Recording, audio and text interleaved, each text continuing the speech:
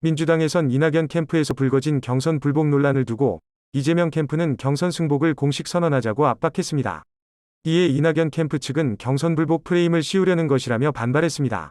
국민의힘은 윤석열 캠프 쪽에서 당대표 탄핵을 거론해 파장이 커지고 있는데요. 캠프의 정무실장인 신지호 전 의원이 라디오 출연 중에 한 것인데, 이에 이준석 대표는 대선을 앞두고 당대표를 흔드는 캠프를 본 적이 없다며 불쾌감을 드러냈습니다. 총 4,333가구를 모집하는 수도권 공공택지 1차 사전 청약에 약 9만 3천 명이 신청했는데요. 최고 경쟁률은 381대 1을 보였습니다. 전체 신청자 중 거의 절반이 30대로 내 집 마련의 수요가 가장 높은 것으로 파악되고 있습니다. 정부는 또 남양주시 인근의 유후군부지에 공공주택 1,000호를 포함해 총 3,200호 규모의 주택을 공급하기로 했습니다. 한편 주택 부족 우려에 용산공원도 일부 공공주택을 만든다는 말도 나옵니다. 그룹 빅뱅의 전 멤버 승리가 군사법원에서 징역 3년을 선고받고 법정 구속됐습니다.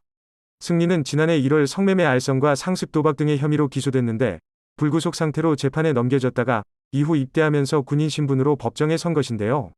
재판부는 승리가 유인석 전 유리홀딩스 대표와 공모해 외국인 투자자들에게 성매매를 알선하면서 친분을 두텁게 했고 성접대를 해 얻은 이익이 작지 않아 엄한 처벌이 필요하다고 판시했습니다. 무더위 기세가 꺾이자 이번에는 국지성으로 강력한 소나기가 자주 내릴 것으로 전망되고 있습니다. 기상청은 다음 주까진 내륙엔 기습 소나기가, 남해안과 제주도에는 집중호우가 내리는 등 날씨 변화가 심할 것으로 내다봤습니다. 건조한 공기가 우리나라를 덮어 열대야는 대부분 자취를 감췄지만 아직 낮 더위는 강한 햇살에 기온도 대부분 30도를 크게 웃돌고 있습니다. 삼성이 새로운 기능을 추가하되 가격은 확 낮춘 하반기 전략 스마트폰인 갤럭시 Z 폴드 3와 갤럭시 Z 플립 3를 공개했습니다. 매출이야 원래 애플이 높았지만 아이폰 약진으로 판매량도 1위를 내주더니 이번엔 샤오미에게도 추월을 당해 계속해서 충격이 이어지고 있는데요. 일반 스마트폰 가격으로 낮춰 내놓은 폴더블폰 신제품을 통해 반전할 수 있을지 주목되고 있습니다. 가장 큰 신기능은 폴더블로는 최초인 방수 지원과 갤럭시 노트 시리즈의 S펜을 적용한 것이 꼽힙니다.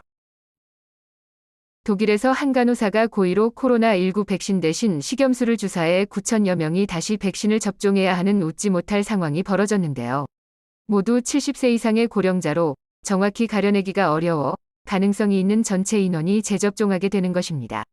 이 간호사는 지난 3월부터 2달간 식염수를 주사했는데 평소 자신의 소셜미디어에 백신에 대한 비판적인 게시물을 공유해온 것으로 알려졌습니다. 그럼 오늘도 좋은 하루 보내세요.